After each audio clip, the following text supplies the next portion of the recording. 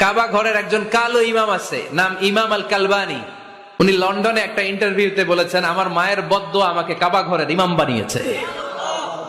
লন্ডনে একটা কনফারেন্সে উনি ইন্টারভিউ দিচ্ছিলেন।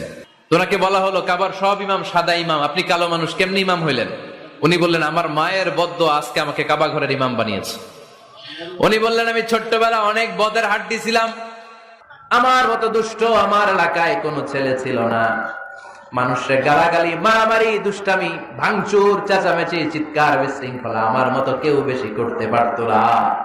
কিন্তু আমার মা ছিল অনেক বড় আল্লাহওয়ালা।